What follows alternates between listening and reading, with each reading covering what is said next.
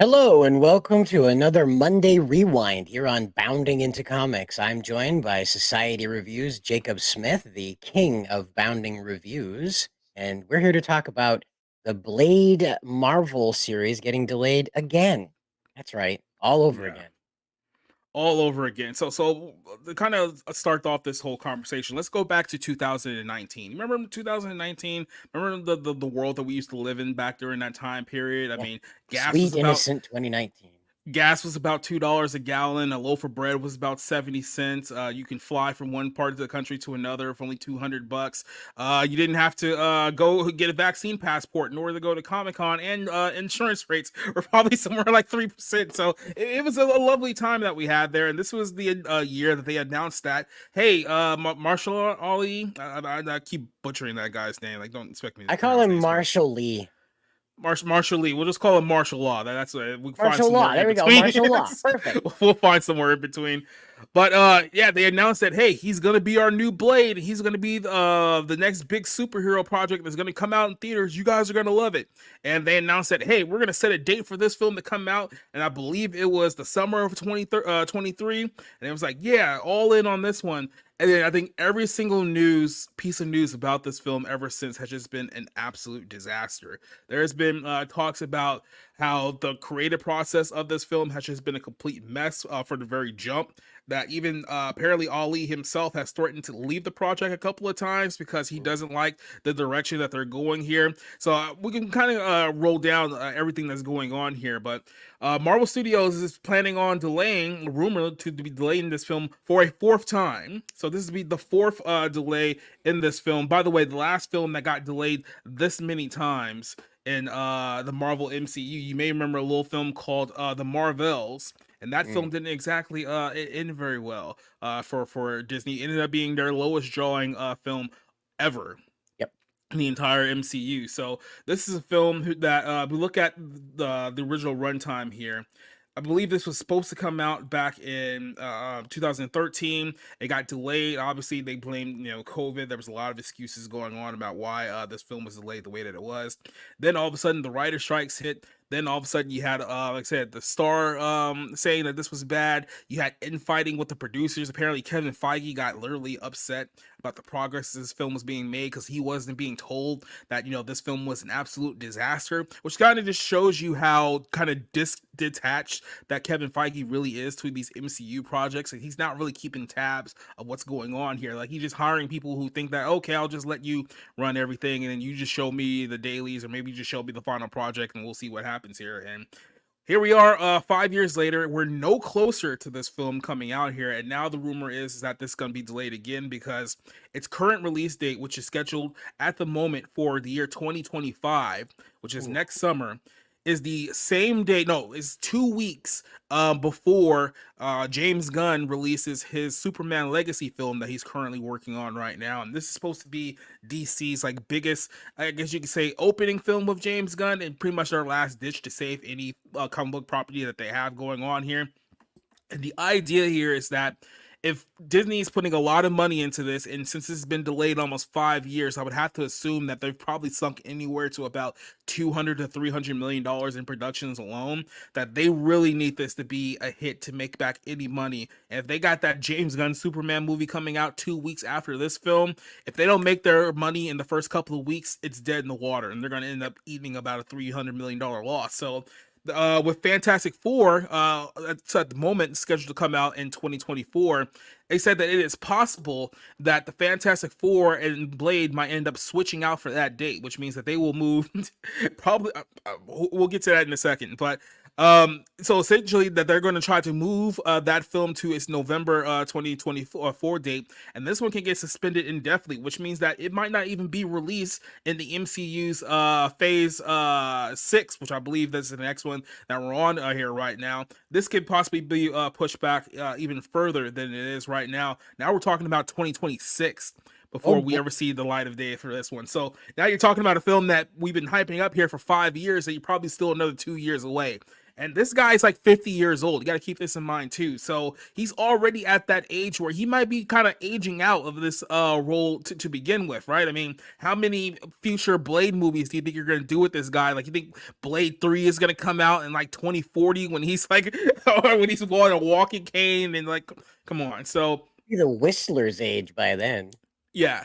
So, like I said, I think the problem here is that from what we've heard, the original plan was apparently to have Blade essentially be not only like a secondary or third tier character, almost a fourth tier character in his own movie, his own title film, because they wanted to shift the focus to Blade's daughter and have her take over the mantle for being the new Blade character. So I guess in their minds, they thought that, oh, well, we can get this guy, he'll be a one off, and we can move on to having like a female Blade character with purple hair talking about the patriarchy or some nonsense like that. And that's exactly what everyone wanted, right? And I think that's what everyone was clamoring for, was a female bait and switch, a film from Marvel. That seems to be the key here. But apparently Ali was not going for it because he has a little bit too much respect for the character, knowing that he's going to have to match up with Wesley Snipes' legacy from the films that came out 25 years ago. So that wasn't going to work for him.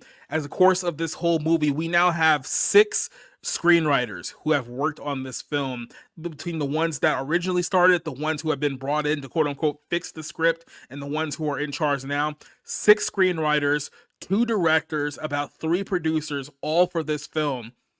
When you put all of this together, there's no possible way that the final project, whatever it comes out, whether it's 2025, 2026, 2027, or if it never comes out, there's no way that this film is going to be a commercial success when it's released, when you have so many cooks in the kitchen trying to save what is essentially a sinking ship. This is a ship that is going straight into an iceberg, and everyone's trying to pull it to the left before it hits, and I don't think they're going to be able to stop it here. So yeah, what do you think of just kind of the absolute mess that is this film? This might be the MCU's messiest film ever. Like, putting all of those together, and you ask the question: do you think that this film will ever make it to release? If this gets delayed another year, like, how much longer is Ali going to like put up with all this stuff, to the point where he says, "Pull the plug, I'm out of here because I got other projects to do. I don't need to do this superhero movie. I'm an Academy Award-winning actor. I can do a whole bunch of other stuff on I'm my 80 own." years old. Let me live my life. Exactly. And then you're going to have to start everything from scratch. You got to find a whole new actor to play Blade. You got to go through the whole process all over again. Like, now you're talking about a film that's in developmental hell for like 10 years. All for a Blade movie that, let's be honest, we didn't really want to begin with, because apparently the early word is this is going to be like a PG-13 Blade movie rather than a rated R Blade movie. Now, I don't know if the success of Deadpool could change that, but that was the plan that was announced here. But I mean, who wants a watered down, literally female bait and switch Blade movie that's going to cost like $400 million by the time this thing ever sees the light of day? Nobody wants that. Yep. So I mean, this is where we're at right now, and I know Fantastic Four here is coming out. I think they made the official casting announcements last week, so they're playing a role into this. Because look, they don't want the Fantastic Four to bomb. I mean, that's they literally spent what $70 billion acquiring Fox under the guise that we're going to get this in the X-Men. And even though it's been almost 10 years since that whole deal got finalized, and we still haven't seen a shred of any actual X-Men, with the exception of, hey, we're bringing Wolverine back to a Deadpool movie. I mean, with the money that you guys put into this, you can't afford to lose anything else moving forward here. So I don't know. It just feels like they announced way too many things before there was any actual interest in any of this stuff. And now they're sitting here holding a bucket of water that nobody wants, because like I say, I don't know how you turn the ship here. You're just gonna have to essentially blow everything up and say, okay, everything that we announced, scrap it. We're done with that. We're just gonna start from fresh and go new, all new actors, all new creative direction. The MCU is dead. It's over now. But or they're just gonna keep going with, no, we're gonna resurrect Kang. We're gonna resurrect the Secret Wars, and at some point we're gonna get Blade. It might be in 2030 when the time this film comes out, but we'll get it eventually. Well, speaking of getting it, Madam Web gets squished, posts worst opening day box office than Morbius and the Marvels. Yeah, so this was a certified failure. So obviously, if you guys watched our 01 stream on Wednesday night, we actually talked about the film directly. We gave a review of this movie. It's pretty much as bad as you hear that it is from multiple standpoints. You see Sydney Sweeney here in her costume. You think there's going to be a lot of superhero action in this movie? No, this is apparently a scene from the future. I don't want to call it a flashback scene because it's technically not a flashback, but I mean, pretty much is for the most part. And you only see that within like the first 10-15 minutes of the film, and then none of the actors, and I mean none of the actors throughout the course of the movie are actually in their costume for the remainder of the film. So you're just sitting Cool. there thinking to yourself, what am I even doing here? I got suckered in under to watch a superhero film, and there's no superheroes in the movie, and this is just getting killed. So you have to go back a couple years when Morbius came out, and all the memes that were going on about Morbius being a terrible movie, and it was Morbin time. And apparently, Sony, the executives are so dumb they actually got worked into re-releasing the film only for it to bomb Yes. a second time. It do Trying to even worse find than it did the first time. Find which one. Well, I'm trying to find where it got wrote up here about Morbius. I'm not sure because there was one I have coming up. I'm not sure if it's been posted Oh, yet, okay, so but it might not have been posted yet. Yeah, okay. yeah. So here we have this film, like I said, is doing well worse than any other Marvel related project you could possibly think of here. And part of Yeah, this is check it that out. ooh, yeah, 51 million. I believe the production budget was 80 million, so it's still below its there it is. I believe it's below its production budget, which means that it's nowhere even close to its break even right now. And I will say this, the only thing that I've heard in kind of a negative slash positive sense about this movie is that when everyone was dogging it out on the internet, people were legitimately interested in watching the movie because they heard that it was so bad they couldn't believe how bad the film was when people How were bad reviewing is it? You're gonna have to see for yourself how bad it is. You can call it negative marketing if you want, but when you're being told that this might be the worst film that I've ever seen, and somebody goes, "Okay, I have to go see this movie because there's no way that the bar is that low," then you go and it's like, "Oh yeah, no, you're right. It's actually pretty It awful." is that low. How about that? I mean, everything about this film is bad. Like I said, the camera work is bad. You have a first-time director who's never actually directed a motion picture in her life, so that's a big red flag there. You have 4 screenwriters who were attached to this film. Apparently, there was a rewrite halfway during the movie because this film was supposed to take place in the Andrew Garfield Spider-Man universe, which hasn't actually existed in almost 10 years now. And then they decided at the last minute, well, let's make this part of the Tom Holland Super Spider-Man universe so that we don't confuse our audience. So a lot of this was patchwork that was done after the fact. Dakota Johnson apparently has some drama going on behind the scenes because literally like 2 days after the trailer for this movie released, she fired her agent and went to another agency, which was considered a big red flag within the industry that she was not happy about the film. And then she's even gone around since then and told people that she hasn't watched the film. Apparently, she snuck out of the premiere before the film actually started, so she has not yet watched this movie, and she currently has no plans to watch this movie. So when your star of the film is essentially running away from it at all costs as it's coming out in theaters, that's usually not a good sign. It's not nearly as the bad of like the director as what it was, Fan Forstick coming out Yeah. and literally burying his movie before it released in the exact same week and getting blacklisted from the industry. Like, it's not quite that bad, but if you read between the lines, you can definitely tell that something happened there that she's not too happy about. So Hmm. I wonder what that could be, huh? I wonder what that could be. a shitty movie, I think that's what it could be. Right. Well, and again, I mean, like as you described during this, like they didn't even decide to call this Spider-Man. Inexplicably, this Hmm. man decides to adorn himself in a Spider-Man style costume and proceed to terrorize these teenage girls like it's a Scooby movie. Not only that, but they also have these red spider people who look like they're wearing like what's the best way to describe it? You know that Tobey Maguire like torn up like Spider-Man costume that he was wearing? I think like halfway during like the second one. It almost is so identical to that. I almost want to say it's like legally justified Spider-Man costume, so that way we can't actually call it Spider-Man, but you guys pretty much know exactly what it is to begin with.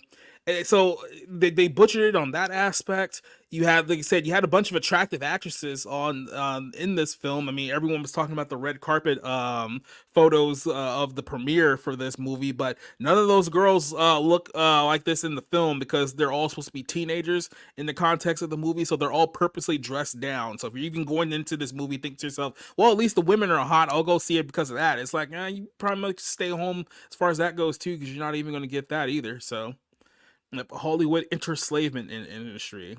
So yeah, and then of course she had the fact that Dakota Johnson looks nothing like the actual Madam Web. I mean, I know this is supposed to be somewhat of an origin story, but it seems like they missed a mark, or at least a time jump, about 30 years before what she actually should be looking like around that age as well. And then, like I said, even you brought it up on our show on Wednesday, how they essentially turned everything towards the end towards basically a Birds of Prey style comic book where it's like, oh, here's our version of Barbara Gordon, and then here's your Huntress, and then here's your Black Canary, and then here's your Lady Black Hawk, and then it's like, oh yeah, we're basically just doing the same thing here. Hopefully, we'll get a second movie, and I don't think you're gonna get a second movie. So.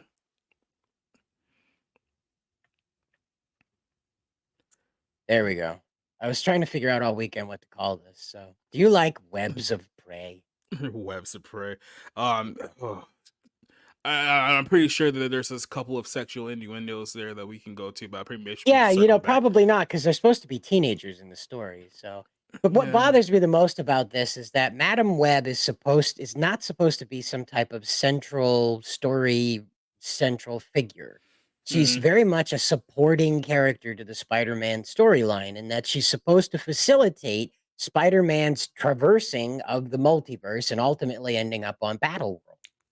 That's to my knowledge, that's where she comes from, is that she's simply there to tell him, like, spooky shit's going down, Peter. You've got to come with me so you can take care of that spooky shit. That Well, I mean, not only that, but this is like everyone's been telling Sony this for years that this is a terrible idea to like let's just get obscure comic book characters from the Spider-Man universe, characters you probably have heard of, characters you probably have never heard of, and let's just go ahead and make movies about them because we have the rights to Spider-Man and we can do stuff like that, and that's essentially what's been the plan. And keep in mind, at one point they were actually arguing whether they should have an Aunt May movie. Like they were legitimately considering giving Aunt May her own solo film. Who in the anything world to would want not to do a go in? Spider-Man movie. What you say? Anything to not do a Spider-Man movie. Exactly. It feels like what the last Spider-Man movie was No Way Home, and that was about almost 3 years ago now. But that film made what $2 billion, so Yep. they know that they have a moneymaker in Spider-Man. And I think what they've been trying to do is almost like a pro wrestling sense that, oh, we're gonna give all these other movies the rub that Spider-Man's getting. So everyone loves Spider-Man, so you guys should love Craven, or you guys will love Morbius, or you guys will love Madam Web. And then it was like, no, we just love Spider-Man. It's like we don't want to see 2-hour feature length films about these obscure characters that people either barely or barely not care about. And then even the character that people do know, like Venom, you're doing him absolutely terribly in his movies, because I'm not sure if you saw the last Venom movie, Let There Be Carnage, which somehow manages to destroy the legacy of both Venom and Carnage simultaneously, Yep. two of the coolest Spider-Man villains in the entire gallery. And then literally like 30 minutes in, like they have Venom out here in like with a bunch of like gay yuppies in San Francisco doing karaoke. I'm just thinking to myself, what in the hell is this movie? Like Right. if I was the one reviewing it, I would have walked out right at that very moment. Well, and again, like Sony is just desperate to not put Spider-Man in stuff, and maybe that's Yeah. to deal with the Disney contract they have. I'm not sure, but at this point, it's just sort of insulting to ask us to care about a Craven movie. Like, I Yeah. get it. There are people out there like Craven Hunter's the coolest of Spider-Man's villains, but he's a Spider-Man villain. That's what he is. When he shows Yeah. up and he fights Spider-Man or he fights one of Spider-Man's buddies, that's cool. That's fun. That's interesting. But when Craven's just out cravening, what do you do? Does the villain get a villain then? Are we doing the whole what was it, Maleficent thing where we find out that she was graped in the woods and that's why she's evil and green? Well, you just described the biggest flaw with all of these movies is that we're taking characters from the Spider-Man gallery, and then we're removing Spider-Man away from the equation. So we're not seeing how these characters actually interact with Spider-Man, which is why they were popular in the first place. Now we're just like, oh, let's just see what happens in Madam Web's just normal life. And then what you have here is like you have someone who's a villain in the film, whether it's the what is it, Venom, or whether it's Morbius. You have characters who are technically villains, but it's like, well, now that we're focusing the story on them, we need somebody for them to fight in order to carry like the story, which means that we need to dig up even another bigger, badder villain to go up against the other villain that already exists. It's like, I don't know, why don't you guys, if you really want to do an inverse here, why don't you guys find another superhero in the Marvel universe and then play it out from their perspective? I mean, look, Spider-Man isn't the only superhero in New York. You could pull out Daredevil if you wanted to and tell a similar story using Daredevil rather than Spider-Man. There's so many other superheroes that are in that area that you can pull out as well. All of them That would are. be Like quite all literally of the all of Marvel them. superheroes are in Manhattan. Yeah. But it's like, oh, we don't have the rights to all of those heroes. And it's like, then why are you making the movie? This the feeling that I get here is that no one is really like I said, pitch meeting, no one is really thinking these things through. No one's really asking the questions, okay, how do we make this interesting? How do we make this entertaining? I just feel like people are just taking a baseline idea and running with it, and then all of a sudden these studios are giving them, 100 to 200 million dollars, and then about halfway into the process they realize, oh wait, we don't know what we're doing, this is actually a terrible idea, how do we fix this? And it's like, how did you even get to this point before realizing you guys didn't know what you were doing? It's like, it's almost like when you say that, well, what are we gonna do at the fair when we get there? It's like, oh, we'll figure it out when we get there. We'll figure it out once we see what we're gonna do there. It's like, you can't do that with a movie though. You can't just like make a movie on the fly. Like, you gotta actually have like a. Well, Christopher Nolan says you can make a movie that's supposed to be incomprehensible, meaning you're not supposed to get it because it's purposely meant to confuse you and confound you and frustrate you to the point where, what is it, almost a decade later, the director has to be like, it was all a joke, guys. It was all a joke. Mm-hmm. So, for those of you guys who didn't know, Christopher Nolan is the director who's in charge of the Dark Knight series, and probably the best and worst thing that has happened to him simultaneously. But he's Christopher Nolan. I'll say this: some of his movies have been really, really good. Some of his movies not so much. It's like he feels like he's a little bit more hit and miss. Now, I'll say this: his film Oppenheimer, which is out right now, which is getting all the award buzz, probably end up winning Best Picture. I think is deservingly of all those accolades right now. I mean, he arguably got like the best performances out of all of those actors he could possibly get. But some of you guys may not have known that back in 2020, right before this film came out, there was another film called Tenet with John David Washington, Denzel's son, and that whole film was it was one of those like limbo films because it was like COVID happened, we were shut down for a number of months, and then they decided, well, you know what, we don't want to give up our date and push this movie back because we've already committed to like the IMAX and all that stuff. So, hey, we're just going to go ahead and just move forward in movie theaters with this film. Even though half the movie theaters in the country at that time were still shut down, they figured that they could still get enough out there because, hey, people are locked up in their homes like caged animals. So the only thing they could do is just go out there and watch Tenet, right? So they get this movie, and the best way to describe this film is that it's a sci-fi movie that sort of happens in a mirror universe. That's probably the best way to describe it. John David Washington is like some kind of like a spy, like a federal agent or spy, and he's going into investigating this criminal organization, and they find out that they're working on these experiments. I guess they've found the way to open the world into like a mirror dimension, quote unquote, where everything is completely like backwards. So when you realize when you're watching the first half of the movie that you're also simultaneously watching the second half of the movie as well, because in the first half he's chasing this guy who just like has this weird figure, this weird face that almost look like he doesn't even like look human, right? And then as the movie goes along, in the halfway point you realize that that's essentially him. He's the character that he's chasing, except for now he's going back and retracing all of his steps in reverse. So it's like it's almost two movies happening simultaneously, and obviously this confused the hell of a lot of people. And because it was so confusing and out there, people were saying that, this movie sucks. I can't understand this. Like, what is even the big deal here? So as he's promoting his film, Christopher Nolan came out to essentially defend people who were talking about how Tenet is a bad, confusing movie. People saying it's arguably one of the worst movies that he's done. I don't know. I haven't seen his whole rogue gallery, but it's probably one of the worst ones that I've seen. I remember you think you've seen Inception, right? I think you said you didn't like Yes. Inception Yep. for It was the okay. same. I mean, I'm not in love with it. I'm not like I'm an Inception fanboy, but I like it. It's clever. Yeah.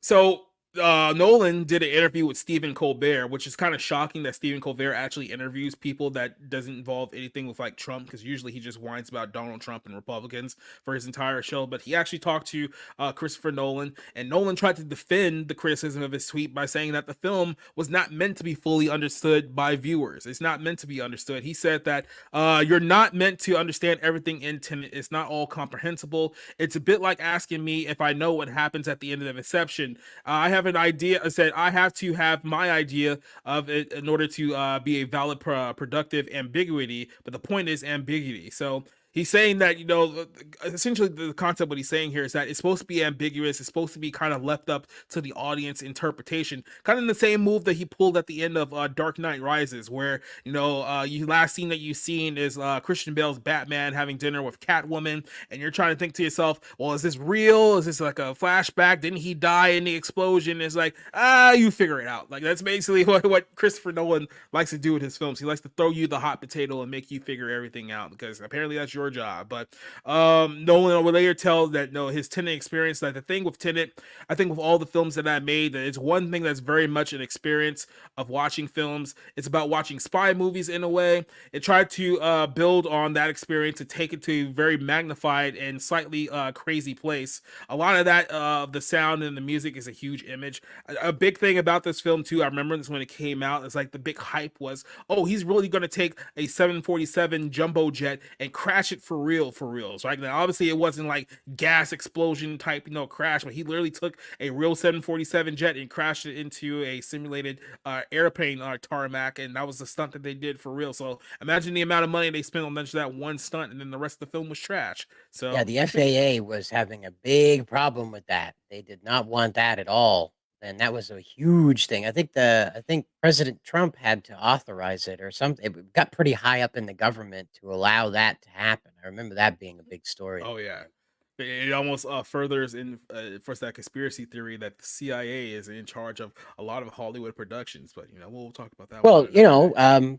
Michael Bay blew the lid off of that. You remember, he said that all of the stuff that they filmed involving the U.S. military was provided by the U.S. military for free. They did Yeah. not have to pay the US government to use those aircraft carriers, to do those jet maneuvers, to have the helicopters come and go for as many takes as they needed, by the way. That's your Yeah. tax dollars making sure a movie looks legit.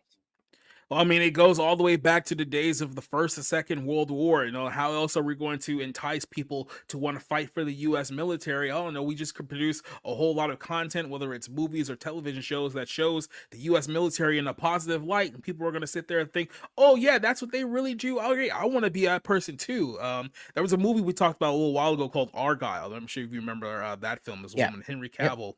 And Samuel L. Jackson is in the film, and he's playing like an ex-retired like CIA agent, and without hesitation whatsoever, the film presents him as, oh, he used to work for the CIA. He's one of the good guys, right? Now, obviously, anyone who's kind of connected to the real world knows that the CIA being the good guys is a very, very crafted lie. That's probably CIA is probably responsible for a lot of things that are classified. Let's just put it that way. But it definitely had a profound impact. But this is what we do here with Hollywood movies. We kind of craft this narrative, craft this reality of things that that we want them to be, that aren't truly what they are. And I think that's a good example of that. So a quick question for you, Cider. So what is your overall thoughts on Christopher Nolan, kind of as a director, and have you been overall positive or negative about his films that he's directed here?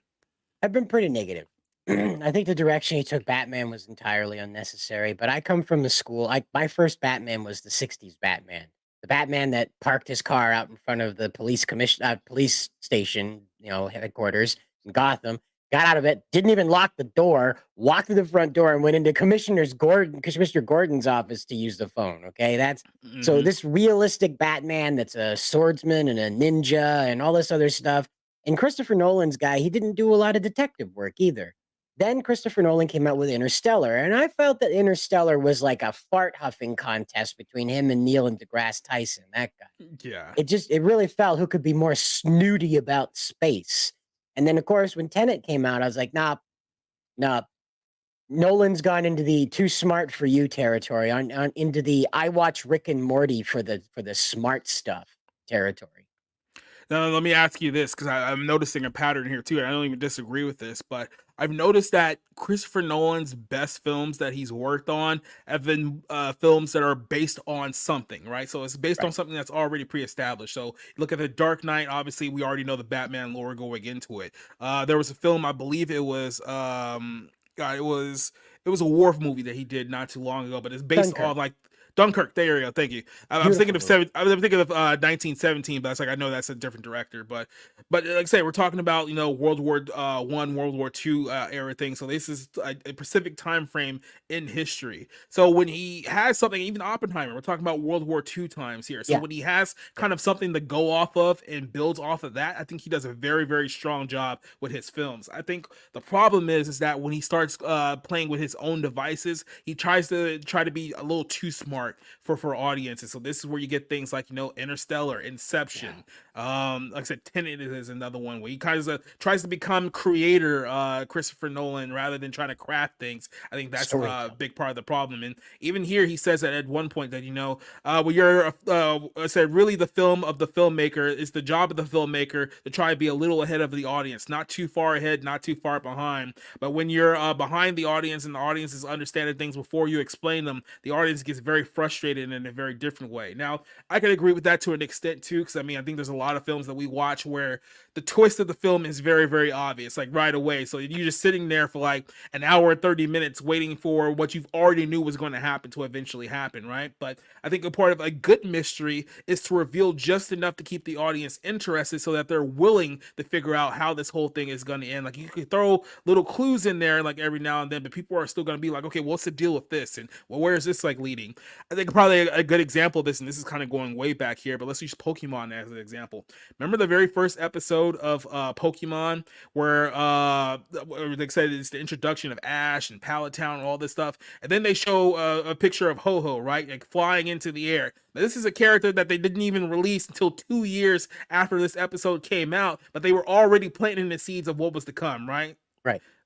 So stuff like that, I think it's good for like the audience. It keeps them engaged and keeps them entertained. When you're just being confusing for the sake of being confusing and you're trying to defend it on the grounds of, oh, it's just art, bro, that's when you Yeah. become off as pretentious. That's where people like completely lose you. It's like, you know what, I got nothing here to deal with this.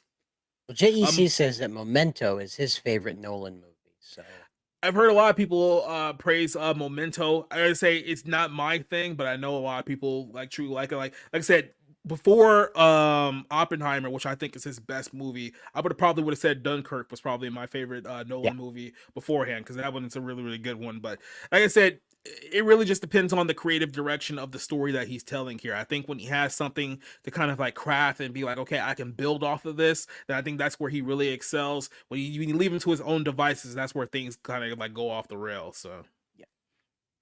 Speaking of going off the rails, you watched Bob Marley One Love over the weekend, and you yeah. produced a review rather for Bounding. Now, what were your thoughts about that? So here's the thing.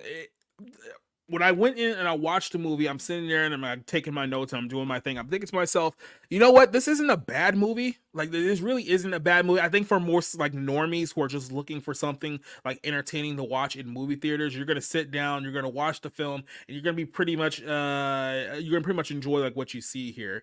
And I think to myself with this film, because it's one of those films that's right in the middle. It's not bad, but it's also not great either. So it really just depends on how big of a Bob Marley fan that you are going into this. Like I'm not sure if you're like a big like Bob Marley fan, but I just assume that everyone who loves Bob Marley is either a stoner or a Jamaican. That kind of seems like it fits a demographic for both teams. But like Bob Marley, like I said, it really just depends on how you feel about Bob Marley going in, because some people are like, hey, I want to see a Bob Marley biopic that talks about, the rise and the fall and his whole life story. And with this movie, you're not really going to get that. So I think that was kind of the big issue that a lot of people has, that they thought that it was we're going to start from when he was a kid to his teenage years to his rise as a superstar, then whatever his fall was right before his death. And you don't get that, because this film decides that it's going to start off right in, I believe, 1976, which is right at the height of the Jamaican conflict, or the civil conflict between the nation. There was a lot of unrest, a lot of murder between two sides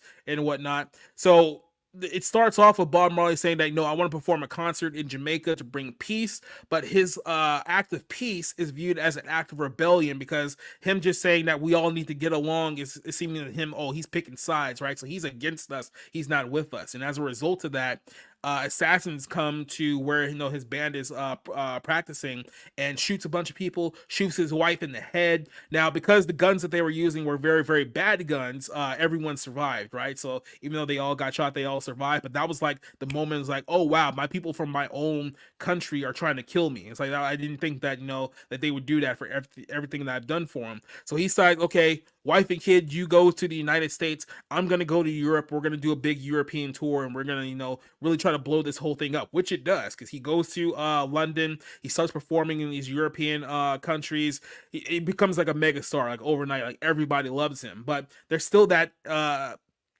thread there of, I did this because I wanted to bring peace to my nation, to my people, and they're still unrest. So I'm gaining all of this fame, I'm pretty much gaining the world essentially, but at what cost? So at that point, he decides that I'm going to go back to Jamaica, I'm going to bring peace to the people. Of course, everyone loves him by the time he gets back there, and that's kind of where things start to be a little bit of a downfall. He starts having issues with his marriage, and he's obviously the cancer thing, which they played into, hey, he got cancer, it was in his toe, he kind of ignored it for a while, and kind of led to his downfall. But there's other details within there that they kind of left out too. One thing about this movie, and you figure this out right away, is that apparently his son was involved with the creative of this film. So he was overseeing pretty much like the story, overstanding like a lot of the things, like, okay, what to talk about, what not to talk about, because there are more salacious details here to talk about with this film. But obviously, if you have someone who's close to the person who's actually involved here, you're not going to get those parts of the stories in there. You're not going to get any kind of infidelity stories about Bob Marley cheating on his wife and having children with other women and stuff like that. You're not going to hear anything about that. Obviously, his faith was a big part of the story as well, because he started off as a Roman Catholic, then he went to become like a Rastafarian, which is kind of just like a Jamaican cult that has a whole bunch of like weird beliefs and whatnot. And he was responsible for bringing prominence, worldwide prominence, to that cult, which is why you get reggae and like weed smoking and all these other things that's going along with it. And I'm not throwing you under the bus there, just to Okay, all right, okay. And then right when he got cancer, his last couple of years, he actually reverted back to the Ethiopian Orthodox Church and found Christ again, right? But if you're telling that full story the way that it's actually happened, that's going to upset a lot of your Rastafarian fans, because obviously they looked at Bob Marley essentially as a god, because he was the guy who brought them so much prominence. So it's like, you can't end the story being like, oh, all that Rastafarian stuff, that was all a bunch of nonsense. He found Jesus back at the end of the day. It's like, clearly that's going to piss off your core audience, right? So you have to find some kind of way to kind of tiptoe around, the fine details of that story, because it's like, hey, look, this is a Bob Marley movie. Everyone who's going to be watching this is a Bob Marley fan. We can't really afford to tick off these people. So where exactly do you find that line? Where exactly do you be like, okay, this is what we're going to talk about. These are not what we're going to talk about. So it's a creative struggle to find that line. And like I said, a lot of people are going to go into this movie. I think it's a genuinely enjoyable movie, but it does have a lot of flaws in there. Like Lashana Lynch is playing Bob Marley's wife, and it's weird because she's typically an actress who they put in as like more masculine type of roles. Like you see her trying to play like James Bond or in Black Panther and like all these other movies where she's being strong and masculine, and now she has to like flip the switch and be like a loving mother, which doesn't really work too well in this one. I think they cast her because she was somewhat of a big name, but not exactly the right role for what they were going here. So that's part of the problem here as well. Like I said, there's other things of the story that could have been better. Like I could see a much better movie here, but like I said, when you have certain people in control, they're not gonna talk about the more dramatic elements of his story that actually would make for a better film. So you kind of got to get a watered down version of this movie. So like I said, just things like that that I think is a pretty imperfect movie when it comes down to it. It really just depends on where you're at as far as your Bob Marley fandom goes. If you're like, if you know nothing about Bob Marley and you think that, oh, I'm gonna go into this and learn like everything about this life, you're not really going to get that here. So it does kind of, the film does kind of assume that you at least know somewhat about him before you go into it. And that's kind of well, what's expected here. So for me, there's things to like, there's things to dislike. It's not a perfect film, but I think it does enough right. For me, this is a perfect, like, not to say perfect, but it's kind of in the middle, a 2.5 out of 5, essentially. So like I said, so a lot of people are going to be pretty varied on this. I know a lot of the critics didn't like this. Like the critics, like absolutely slammed it. But from what I heard, people who actually watched the movie thought it was pretty solid. Thought it was pretty good. Hmm, So like I okay. say, it feels like one of those type of splits where the critics hate it, but the fans actually like it. And like I say, if you're just a Bob Marley fan, I don't think there's anything about this movie that's particularly offensive or anything like that. Like they don't really like do him dirty or nothing. So I mean, like I said, it's his son that's in charge of everything. So his son's not gonna like put his father like any kind of negative light. So I don't think there'd be any issues as far as like that goes here. So like I said, perfectly fine, perfectly in the middle here. 2.5 out of 5. I think that's pretty fair adjustment for this film here. Well, I mean, I'm not really expecting much out of a Bob Marley movie anyway. The guy, like his actual history, his actual self has been completely lost to that singular performance up at Woodstock. Like Yeah. everything that that guy is in that singular weekend or however long it lasted. The popular like all the pictures of him that got popular, all the information about his belief systems that got popular, all sprang out of that. So I didn't have much faith for this movie to begin with because like the public at large doesn't know who Bob Marley is beyond that weekend, beyond Hmm. his rebel protest. They don't know where he even came from. I'm sure a lot of people, you say they don't go there to learn about Bob Marley, but I'm sure a lot of people who look like me went in there and found out they're like, whoa, that guy was actually Jamaican. I thought he was like from Harlem or something, you know? Yeah. They Uh, I'm glad you brought that up because that's one complaint that I have heard from people. And I will say this: if you're not used to a Jamaican accent, you're not used to people speaking a Jamaican accent at times because they are authentically speaking in Jamaican for a lot of this film. It will be hard to understand what is being said here at times. Like you ever heard somebody talk in a really thick Jamaican accent and it just kind of like sounds like nonsense. So mm, there's an argument here that maybe some of the film could have been in could have had like subtitles and whatnot, but at the same time it is technically English. It's just a very strong like dialect, a very strong like I say accent, I guess you could say here. So that's one complaint that I have heard, and it's like it really just depends on whether you're used to a Jamaican accent or not. So for some people it's tough, some people it isn't. So yeah, it's true. And Alex acts wasn't he like a commie or something? Like I said, look into the history of Rastafarianism, and like I said, I think on a surface level, a lot of people think that, oh yeah, they just listen to reggae and smoke weed. It's like it was a little bit more crazier than that. There's some It's a there's some lot other crazier than things. that. Yeah, they kind of created their own Jesus and like all this other things that were going on there, and then like white man the devil, and like I said, look, I've covered this a few months ago where we're talking about the Book of Clarence. I don't know what it was about the 1930s, but there was a lot of crazy cult like things that sprouted out in the 1930s. Nation of Islam, 5% Nation, Rastafarian. Don't look at Germany because apparently there's some crazy things going on over there in the 30s as well. But I don't know what it was about that decade, but things just got a little crazy there. That's all I'm gonna say. On a completely unrelated related note, there's a rumor that Amazon Silk Spider Society has been axed. The entire writers room got spun out for a spin-off featuring it's going to be retooled for male audiences apparently. I'll spit it out eventually, I promise. I was gonna let you go. I thought you were doing well. So I covered this a little earlier today on a video, and basically what's happened here is just what the headline suggests. After the writers' strike, just like what happened with Daredevil Born Again, these yucca muffins there that were running this whole show, aside from the showrunner herself, Angela Kang, she's still in Hmm. charge of what she's doing, and apparently a co-producer is still there, executive producer is still there, but everybody else has been completely cleaned out, similar to what happened with Born Again, Daredevil Born Again, Silk Spider Society got wiped clean, wiped off the board, and started over. And now I guess they're going to go with a less "you go girl" kind of attitude, and you know, probably make her a little prettier and a little more hip sassy, if you will.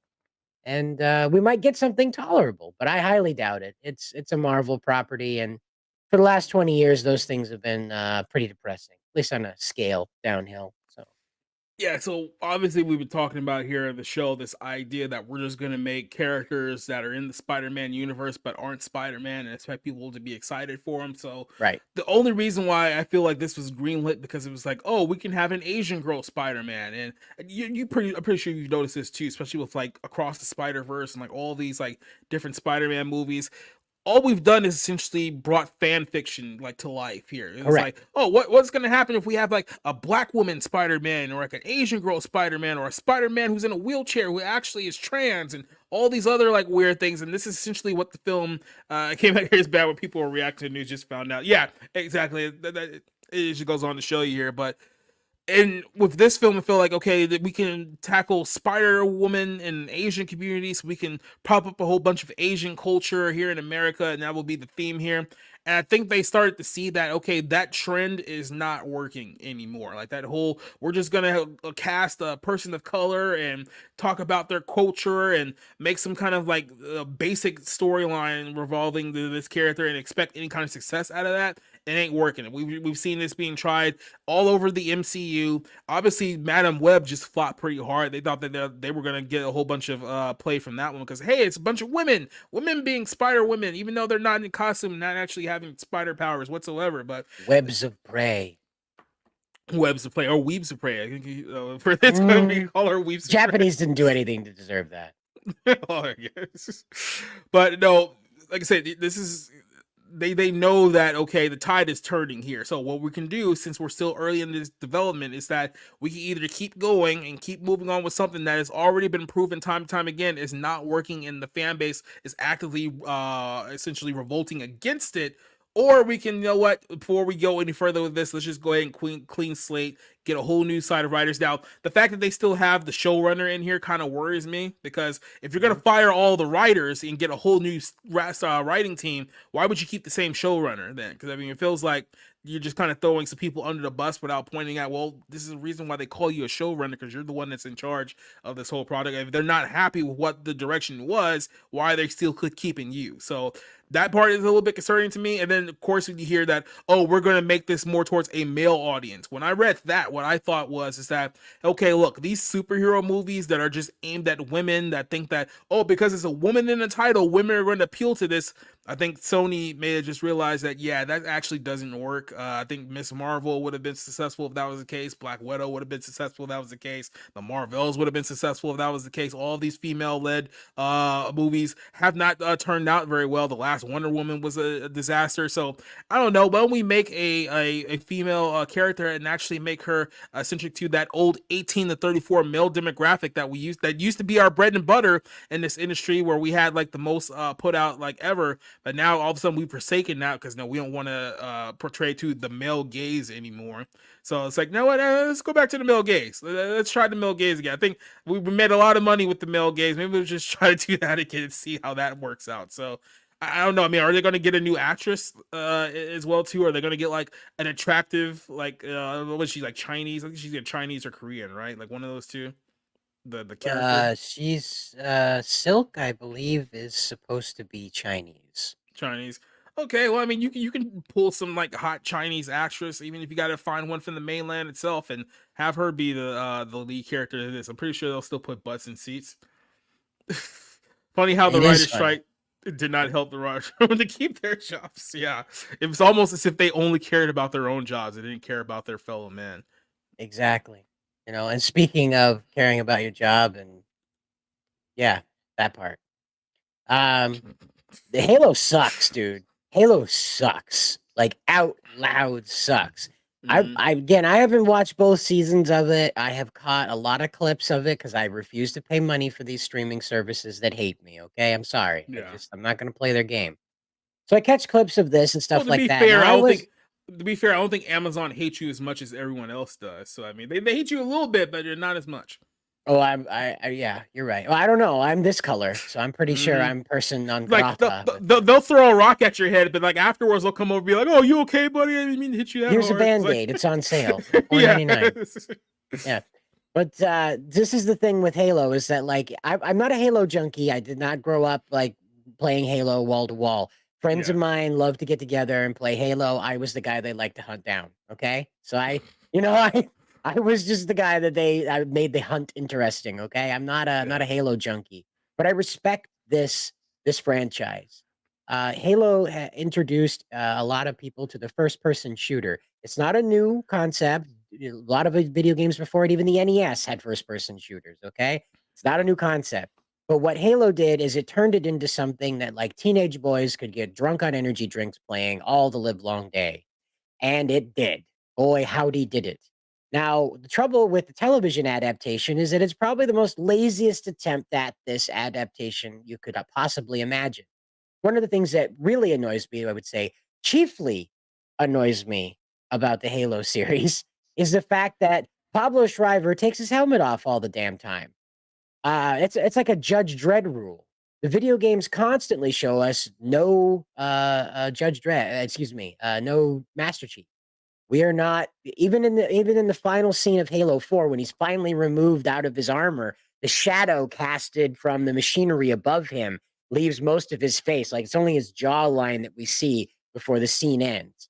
The other thing that irritates me about this is that Spartans, the character, the human augmented humans that Master Chief is, they're about 7.5 feet tall, almost 8 feet tall, most of them. Okay. And rather than like doing the Daniel Radcliffe thing with having the actors walk around on boxes and elevated pathways, while the other actors around them remained on the base floor or whatever the scene floor is, they just hired a bunch of tall people.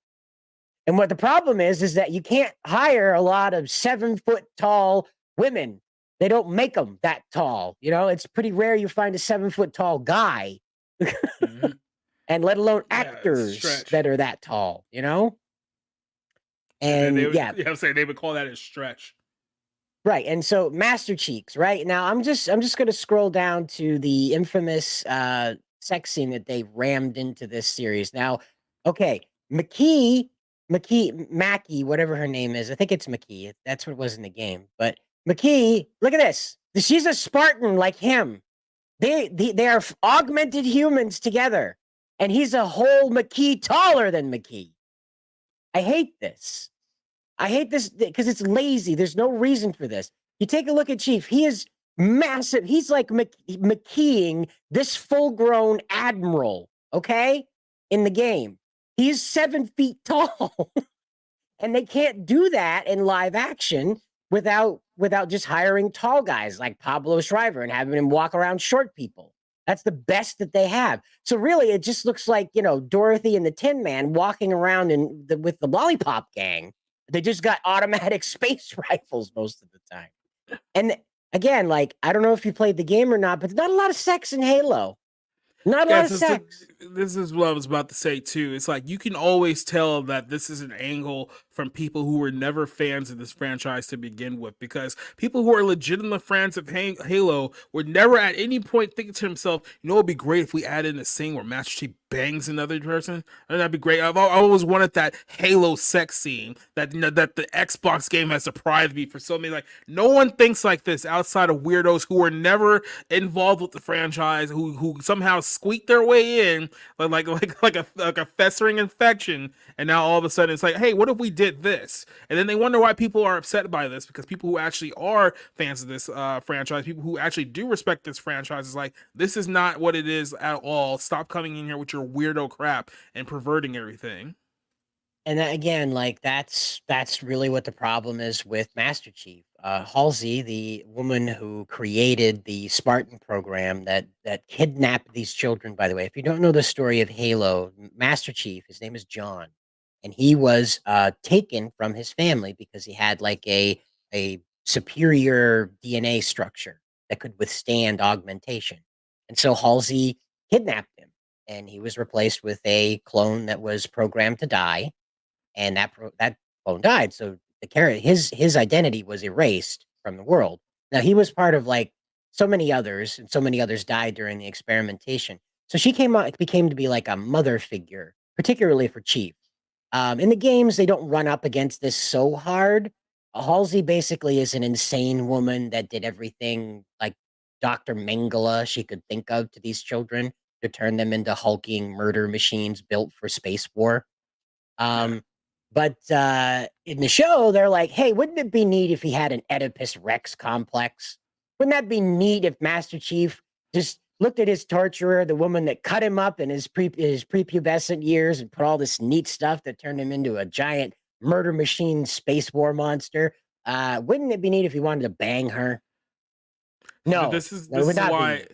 this is why it should be legal to throw ice cubes at people. That way, when they come up with stupid ideas like that, you can just go plunk. No, we're not doing that. This is the best way. It's the only way people are going to learn. Like I said, it's literally the equivalent of like sticking a fork in the electrical socket. Sometimes you just have to let them do it so they know that next time you probably shouldn't do that again. So Well, the best thing that could happen is that Halo ends up getting silked. That they come in and they just wipe out the writer's room and they have Chief wake up in a but chamber and like, holy crap, that was a nightmare, Cortana. Get me out of here. You But know? that's to say that that's the problem though. It's like they're already like 2 seasons in with this show, while Silk at least has the luxury of no one's actually seen it yet, so we don't know how big of a disaster it actually could have been. We were hoping the same for Echo, but nobody's seen. Echo I think and Silk will get echoed. I really do. I think they'll end up producing it, realizing there's no way out, and dropping it. yeah, I mean, there's like, dude. So remember, like several years ago, when we were all pushing, not all of us, I'm just saying, like in general, when the industry was pushing for that, we need inclusion writers. We need to have more diverse people behind the scenes. We need to have more diverse writers and more diverse directors and blah blah blah. And then the industry caved. It was like, oh, okay, Oscar so white, yeah, we get it. Well, here you go, guys. We're gonna give you all jobs now. You're all qualified. And now here we are, several years later. Cider, I'm gonna be honest with you. Have you ever seen a time in Hollywood where this many projects simultaneously have just been marred by production issues? Because not because of, well, we just can't get the funding, we need a couple more million and then we can finish film. Like, no, they're all being pushed back because the quality is terrible. Every single film is awful. Like I said, Blade production pushback, Ironheart production pushback, Captain America 4 production pushback, Kane the Conqueror production pushback, Secret War. We don't even know what's gonna happen with that one, but we'll push that one back too. And then it's like we have this going on with Silk, also going on with Master Chief, and that's only just like those are only the major examples. Like, those even talking about kind of the mid tier examples of these shows are just like terrible. We don't even know like what to do anymore. We're just trying to keep this thing afloat. And Hollywood is so proud and so stupid they can't just simply come out and admit that, hey, you know what, this ain't working. Let's just go back to what we were doing like 30 years ago when you guys actually like this. It's like, let's not attack our audience. Let's actually get qualified people in charge here. Maybe let's cut down the spending a little bit so we don't have to like make $850 million just to break even anymore. I mean, there used to be a time where if your film made $100 million, you were like a box office smash hit. And now you have to be like, oh, well, if we don't make $1 billion, we're going to lose $300 million. It's like, how the hell do we even get to this point? Marvel. Marvel, China. Well, yeah, I mean, that's just it, is that Disney got drunk on all the billions they were making off of the MCU. So they just greenlit everything they could think of to throw out at this effort. And that was that, that was what sealed the deal. That's what you were talking about earlier. All these corporations, entertainment companies making all these announcements. Remember? Yep. Making all these announcements. And then they come out and then they say, whoops, we're not doing that anymore. Whoops, we can't do that. Whoops, that guy died. So we can't do that now. We were planning to do it 10 years from now, but that guy died. I mean, who would have guessed? You know? You got martial law there, and he doesn't, he's 50. Like, you think he's gonna be doing flips, kicks, and sword swings too much longer? I don't He's think going to so. be 54 by the time his film even comes out, if the film comes out. Right, exactly. So you're not getting anything out of that. You're getting a joyride for somebody who wanted to make that movie, and that's it. That is it. Like, okay, Captain America, right? They put Harrison Ford as Red Hulk in the film. Harrison Ford is already 82 years old. This film won't even see the light of day for another 2 years. So he'll be almost 85 by the time this film comes out. You think he's going to be around for another shot? Like, they think that he has 2 or 3 more films left in him? Like, he looked like a frail old man in his own movie. Right. Like, how much blue screen do you think is going to save Harrison Ford at this point? And it's just like, I don't know. It's like, it feels like people are. It feels like I have to get dumber in order to understand the decisions that are being made here, because I don't think of myself as the smartest person in the room. I really don't. I'm probably like average IQ at best. But at the same time, I'm thinking to myself, how can you possibly not think these things through? It's like, how do you not put at least an ounce of, hey, what if this happens? Or, hey, should we be doing this? Or, hey, what if we get pushed back? Like, it doesn't seem like there's any kind of communication between these Right. studios and these creatives right now to prevent these things from even getting to a point where we're talking about this to begin with. Yeah, and Josh has a great comment about this miscommunication issue. Like he says, I can understand the height complaint. I'm still annoyed the Doom guy was now 6'8" when he used to be Mhm. 5'10" or something. Keep him short like Wolverine. No need to make him an NBA player. But yeah, I mean you're absolutely right, and Bayona echoes this. Like they have no plans. They Yeah. just throw thing and see which project will do well. And that's what they did with Doom Guy. They were like, nah, there's no way people would enjoy a fella that's under 6'5" kicking the heck out of heck.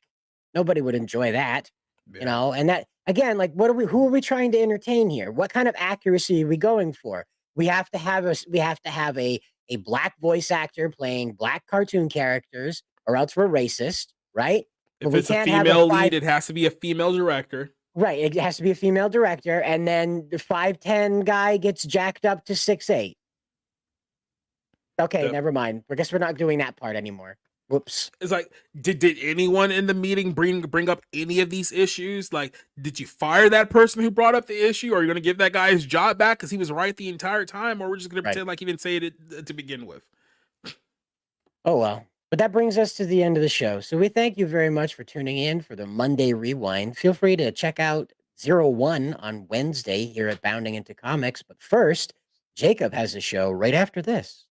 Yeah, in 1 hour here, Spencer Bercoli, our editor-in-chief, is going to join me for a Monday Night Bible Lens podcast. We're going to talk about God. We're going to talk about the Lord and all of our differences in faith. It's going to be a pretty interesting conversation because I've actually been looking forward to this one for a while. So that's what's coming up in an hour on my channel, Society Reviews. Follow me on YouTube there. We also have the Bar Room on Tuesday night. I know Masters of TDS and his wife are going to be joining us. Maybe Words of Paradise is going to join us as well. I haven't really confirmed that. And our good buddy Dante, also at Bounding, will probably join us tomorrow too. So yeah, we got a lot of things coming up down the pike. So Righteous.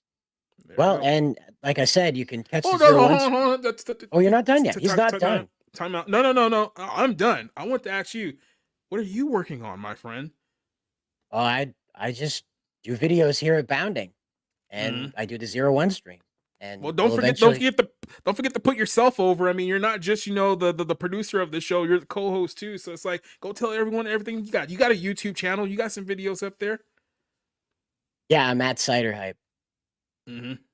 Good luck out there, everybody. Later, guys. Good luck out there, everybody. Hope you have a good night. And don't forget to tune into Jacob's stream to watch him and Spencer discuss God and the Almighty and what all God has created. We'll see you then.